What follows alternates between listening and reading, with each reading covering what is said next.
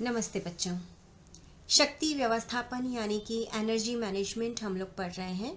इसका भाग 1 हम पढ़ चुके हैं। आज हम भाग 2 इसका प्रारंभ करेंगे। भाग 1 में हमने पढ़ा कि लक्ष्य प्राप्ति के उद्देश्य से शक्ति व्यवस्थापन किया जाता है, क्योंकि बच्चों किसी भी कार्य को करने में शरीर से ऊर्जा का व्यय होता है, और ये जो ऊर्जा व्यय होता है, जब इसी का ही हम प्रबंध करते हैं तो इसको शक्ति व्यवस्थापन। और घर को जो भी हम कार्य करते हैं, घर के कार्यों को करने में शक्ति व्यय होती है और थकान आती है। तो बच्चों, ये थकान मानसिक, शारीरिक, मुद्रा स्थिति, एकाग्रता, मांसपेशी तनाव किसी भी वजह से होती है। थकान के कारण हमने पढ़े थे, जिसमें हमने बाहरी तत्व और आंतरिक तत्वों के बारे में विस्तार से पढ़ लिया था। आज हम पढ़ रहे हैं थकान के प्रकार। बच्चों, थकान के कारण जैसे कि हमने पढ़े थे कि बाहरी तत्व और आंतरिक कारण इसके होते हैं। और बाहरी तत्व में परिस्थिति से वातावरण, कार्यकर्ता को जो प्रभावित करते हैं उसको हम बाहरी तत्व कहते हैं। और आंतरिक कारण वो होते हैं जो कि थकान को उत्पन्न करने के शरीर के अंदर के कारण होते हैं। अब हम बात कर रहे हैं थकान के प्रकार की। थकान बच्चों 2 प्रकार की होती है। एक होती है शारीरिक थकान और एक होती है मानसिक थकान। बच्चों, नाम से ही आप बहुत कुछ समझ पा रहे होंगे। शारीरिक थकान, ये थकान वो शारीरिक स्थिति होती है जो कि कार्य करने के कारण कार्य क्षमता को कम करती है। जब व्यक्ति निरंतर कोई कार्य कर रहा है और निरंतर कार्य करते रहने के कारण उसकी जो कार्य क्षमता में कमी आ जाती है, वो कहलाती है शारीरिक थकान। एक होती है बच्चों मानसिक थकान। जब किसी कार्य को करने के लिए पर्याप्त ज्ञान, कौशल, योग्यता, रुचि में कमी हो तो मनोवैज्ञानिक थकान होती है। यानी कि बच्चों, मनोवैज्ञानिक थकान और मानसिक थकान एक ही चीज है। और ये मानसिक थकान 2 प्रकार की होती है, कुंठाजनक थकान और नीरस थकान। अब थकान के प्रकार में हम सबसे पहले बात करते हैं बच्चों शारीरिक थकान के बारे में। शारीरिक थकान बच्चों, जैसा कि आप ये बात पढ़ चुके हैं कि थकान वो शारीरिक स्थिति है जो कार्य करने के कारण कार्य क्षमता को कम करती है। यानी कि जब आप कार्य कर रहे हैं, निरंतर कार्यरत हैं, तो उस दौरान जो आपको थकान महसूस होती है, उस दौरान जो आपको लगता है कि बस अब कार्य छोड़ दें, अब हमें कार्य नहीं करना है, तो ये जो स्थिति होती है जिसमें कि हमारी कार्य क्षमता में कमी आती है, उसे हम थकान कहते हैं। बच्चों, अब जो मैं आपको समझा रही हूँ कि शारीरिक थकान कैसे होती है, उसको आप बहुत ध्यान से समझिएगा। बच्चों, पेशीय कार्य यानी कि हम मांसपेशियों को काम में लेते हुए जो कार्य करते हैं, उसमें ऊर्जा व्यय होती है। बात समझ में आई बच्चों आपको कि मांसपेशीय या पेशीय कार्य करने पर ऊर्जा व्यय होती है। और शरीर को ऊर्जा कहाँ से मिलती है बच्चों? शरीर को ऊर्जा मिलती है भोजन के द्वारा। ग्लूकोज का ऑक्सीजन की सहायता से परिवर्तन क्रिया होती है। आपको पता है, हमने भोजन लिया, भोजन का पाचन हुआ, उसके फलस्वरूप जो ग्लूकोज बनता है, उस ग्लूकोज का ऑक्सीजन की सहायता से परिवर्तन क्रिया होती है। और इस क्रिया से कार्बन डाइऑक्साइड, जल और ऊर्जा प्राप्त होती है। और ग्लूकोज पूरी तरह से शरीर में ऑक्सीकृत हो जाता है। और बच्चों, यह क्रिया तब होती है जब कोशों में ऑक्सीजन पर्याप्त मात्रा में उपलब्ध होती है। बच्चों, आपको बात समझ में आई अब तक जो मैंने आपको समझाया कि जब पेशीय कार्य करते हैं तो ऊर्जा व्यय होती है। ऊर्जा जो व्यय हो रही है वो आई कहाँ से? वो भोजन से आई।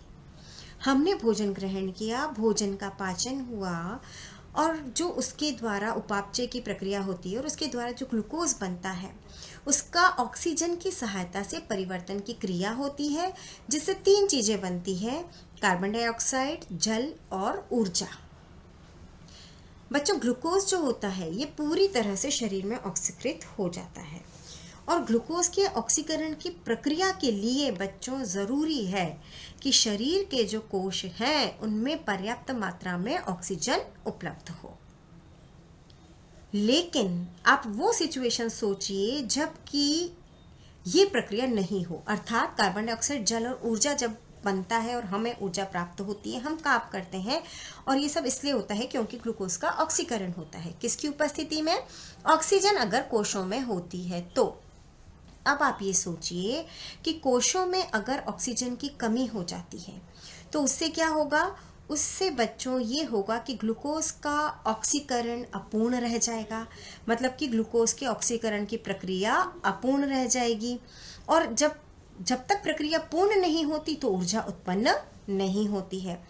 तो ग्लूकोज का ऑक्सीकरण अगर अपूर्ण रह जाता है तो वो कहाँ अपूर्ण रहता है बच्चों? वो लैक्टिक अम्ल की अवस्था में ही रुक जाता है।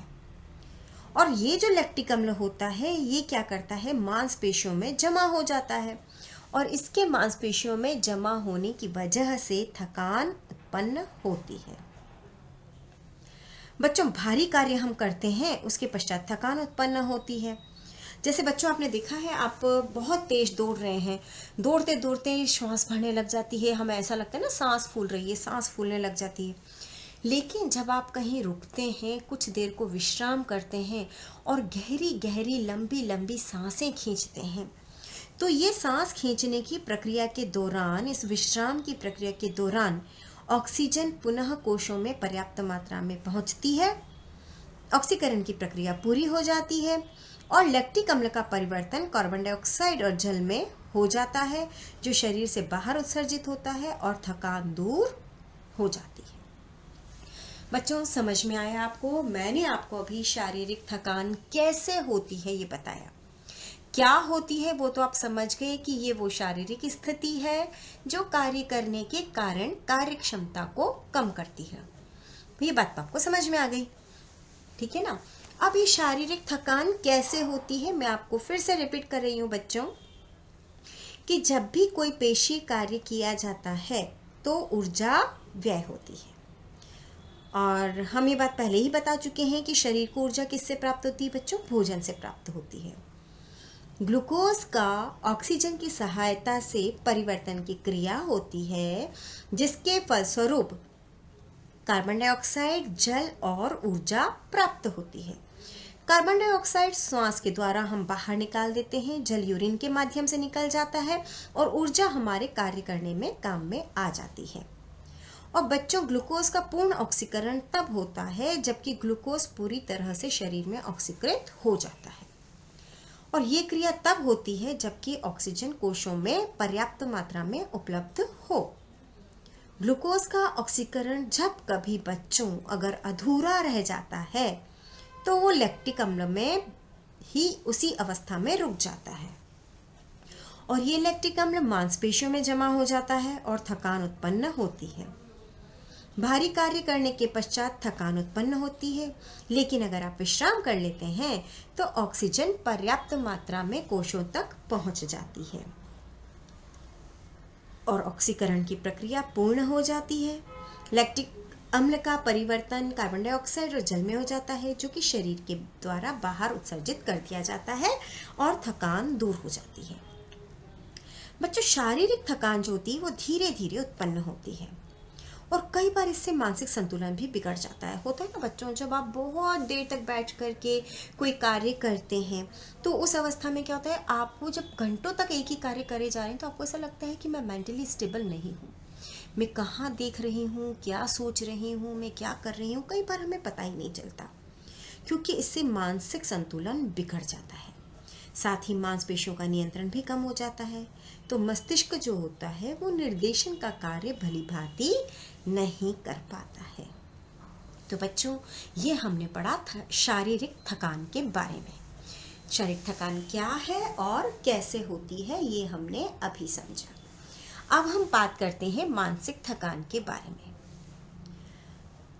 बच्चों, जब किसी कार्य को करने के लिए व्यक्ति के अंदर पर्याप्त ज्ञान, कौशल, योग्यता नहीं हो और साथ ही रुचि भी नहीं हो तो मनोवैज्ञानिक थकान होती है।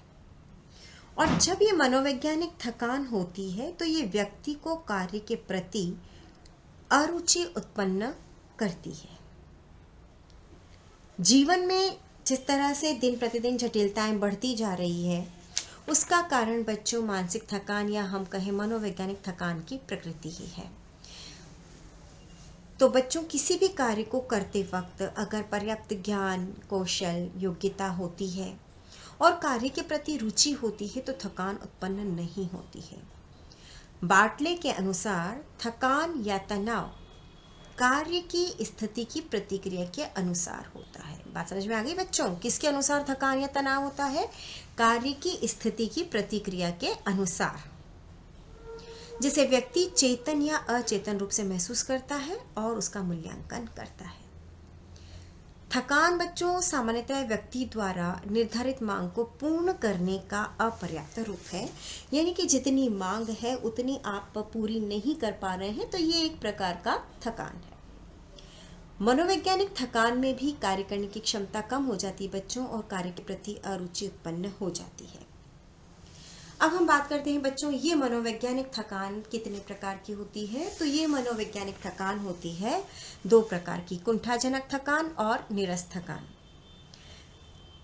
कुंठाजनक थकान बच्चों जब किसी कार्य को करने का हमें सही तरीका नहीं आता है, सही कार्यविधि नहीं आती है और कार्य के अच्छे परिणाम प्राप्त नहीं हो रहे होते हैं और जो योजना बनाई थी वो अगर असफल हो जाती है और लक्ष्यों की प्राप्ति नहीं हो पाती है, तो जिसके कारण व्यक्ति के मन में कुंठा उत्पन्न होती है और मानसिक तनाव उत्पन्न हो जाता है और इन विवादों के कारण व्यक्ति को कुंठाजनक थकान होती है।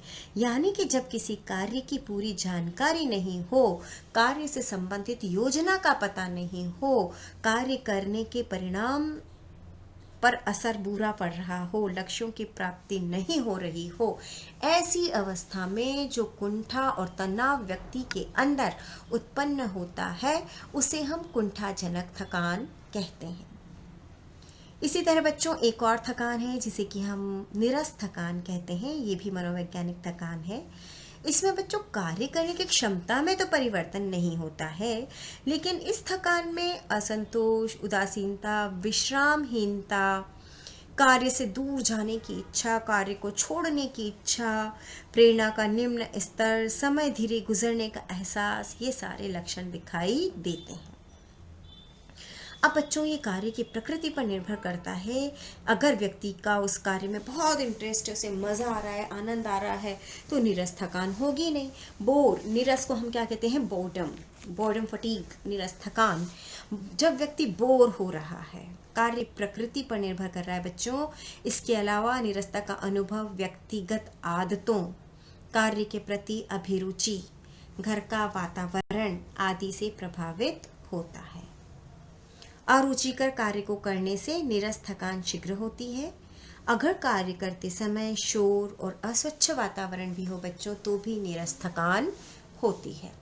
तो ये हमने पढ़े बच्चों थकान के प्रकार, शारीरिक थकान और मनोवैज्ञानिक थकान। और मनोवैज्ञानिक थकान फिर 2 प्रकार की होती है, कुंठाजनक थकान और नीरस थकान। तो बच्चों थकान कैसे होती है, थकान के कारण क्या होते हैं, थकान के प्रकार क्या होते हैं, ये सभी चीज़ तो हमने पढ़ ली। अब हम बात करेंगे थकान दूर करने के उपाय के बारे में। सबसे पहला उपाय है बच्चों प्रेरणा की भूमिका। यदि किसी व्यक्ति को कार्य करने के लिए रुचि है ही नहीं, तो उस व्यक्ति को उस कार्य के प्रति रुचि उत्पन्न करवा करके, अर्थात उसे प्रेरणा दे करके कार्य को शीघ्रता से और सफलता से पूरा करने के लिए प्रोत्साहित किया जा सकता है। बच्चों अगर व्यक्ति को कार्य के प्रति रुचि नहीं है तो रुचि उत्पन्न करवा कर, लक्ष्यों के प्रति जानकारी नहीं है तो लक्ष्यों को स्पष्ट करवा कर, उसे ये समझा कर कि आगे कार्य के परिणाम कैसे होंगे और किस प्रकार प्रभावित करेंगे, छोटे लक्ष्यों का निर्माण करें और बड़े कार्य की ओर बढ़े।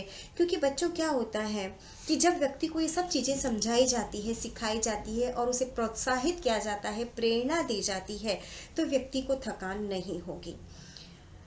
बच्चों अगर हमारे सामने कोई बहुत बड़ा लक्ष्य है, जैसे आपके सामने एक बड़ा लक्ष्य है, 3 साल का बड़ा लक्ष्य है, अगर आपको ये कहा जाता कि फर्स्ट ईयर क्लियर कर लो, first year, second year, third year तीनों एक साथ 3 साल लगा करके क्लियर करो, तो यह आपके लिए एक निरस थकान की बात हो जाती है।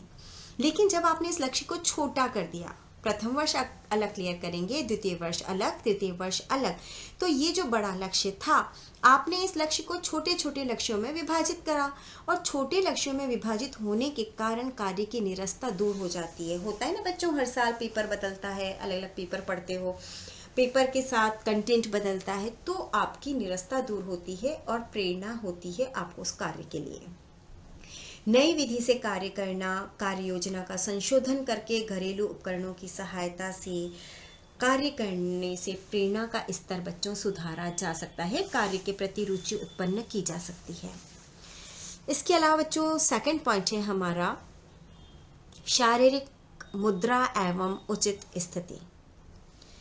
शरीर और मांसपेशियों का बच्चों उचित उपयोग होना बहुत ज़रूरी है। आपने बच्चों ध्यान दिया हो तो हमने कारण में ये पढ़ा था कि थकान का कारण बनता है जब हमारे शरीर और शरीर की मुद्रा स्थिति सही नहीं हो, क्योंकि बच्चों शरीर और मांसपेशियों का उचित उपयोग होना अनिवार्य होता है। अधिकांश थकान बच्चों हमें हड्डियों और मांसपेशियों के गलत उपयोग के कारण होती है। बड़ी मांसपेशियों का उपयोग जहां हम अधिक करते हैं बच्चों, तो वहां पर हमें थकान कम होती है। इसी तरह से अगर हम शरीर के अंगों को गुरुत्वाकर्षण में उसकी सीध में रख कर के कार्य करते हैं तो थकान कम होती है। लयपूर्ण कार्य करते हैं तो भी थकान कम होती है। शरीर की मुद्रा और स्थिति बच्चों हमें ऐसी रखनी चाहिए जिस मुद्रा और स्थिति के लिए शरीर बना हुआ है। जैसे बच्चों हमारे घुटने बने हुए हैं मुड़ने के लिए, हमारी कोहनियाँ बनी हुई है मुड़ने के लिए, तो हमें किसी चीज़ को झुककर उठाने के लिए बजाय कि अपनी कमर को हम पूरा बेंड करें, पूरा मोड़ें, हमें अपने घुटनों के बल बैठ करके उस चीज़ को उठाना चाहिए। यह हमारी उचित मुद्रा होगी, क्योंकि घुटनों का कार्य ही बच्चों मोड़ना है।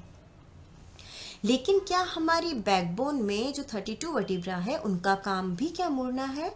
नहीं बच्चों, वो बहुत स्लाइट मूवमेंट हमारे शरीर को प्रदान करती है और साथ ही हमारे शरीर को सीधा रखने के लिए काम में आती है। वो हमारी बैकबोन है जो हमें स्ट्रेट रखती है, सीधा रखती है। उसका कार्य झुक करके कार्य करना नहीं है। इसलिए बच्चों जो बोन्स और जो मांसपेशियां जिस कार्य को करने के लिए बनी है, उनसे अगर वही कार्य करवाया जाए और उनसे उचित ढंग से कार्य में लिया जाए तो थकान कम होती है। जैसे बच्चों किसी चीज़ को, जैसे एक एग्जाम्पल है बच्चों, कपड़ों से भरा बकेट आपके पास है, आप कपड़े सुखाना चाहते हैं। अब ये चॉइस आपकी है कि बकेट को आप एक स्टूल पे रख करके बिना झुके एक एक कपड़ा उठा के सुखा देंगे या फिर हर एक कपड़े को लेने के लिए आप झुकेंगे। तो शरीर किसके लिए बना है बच्चों? झुकने के लिए नहीं। बैकबोन हमारी झुकने के लिए नहीं बनी है। बैठ करके कोई कार्य करना है, घुटनों का काम लीजिए, मुड़िए मत, पूरा बैकबोन को मत मोड़िए। कुल मिलाकर के बच्चों शरीर मुद्रा और शरीर की सही स्थिति होनी चाहिए। प्रॉपर बॉडी पोस्चर अगर होता है तो थकान कम आती है। फिर है बच्चों विश्राम काल, जिसके बारे में हमने टाइम मैनेजमेंट में भी विस्तार से पढ़ लिया था कि कार्य सरलता से करने के लिए और कार्य को बहुत इंटरेस्टिंग बनाने के लिए बच्चों बीच बीच में विश्राम करना आवश्यक है। जैसे कि कुछ समय हमने रुचिकर कार्य कर लिया तो उसके बाद हम कोई अरुचिकर कार्य भी उठा सकते हैं, क्योंकि बच्चों कार्य तो हमें सारे ही करने हैं। कभी कभी व्यक्तिगत कार्य कर लें, इंटरेस्ट का कार्य कर लें। अगर आप पहले अरुचिकर कार्य कर रहे थे तो भी थकान दूर हो जाती है।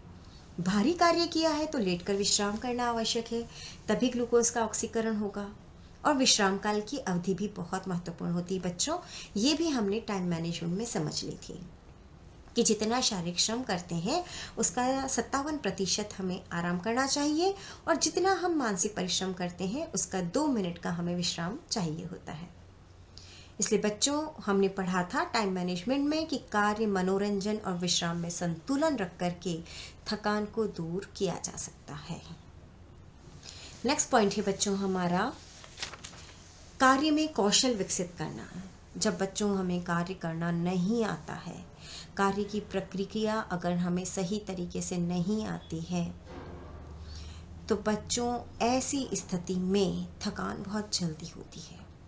इसलिए बच्चों, कार्य को संपन्न करने के लिए नई नई क्रियाविधियों का, नए नए कौशलों का विकास करना चाहिए और जो चीज़ें हमें नहीं आती हैं उन्हें सीखना चाहिए।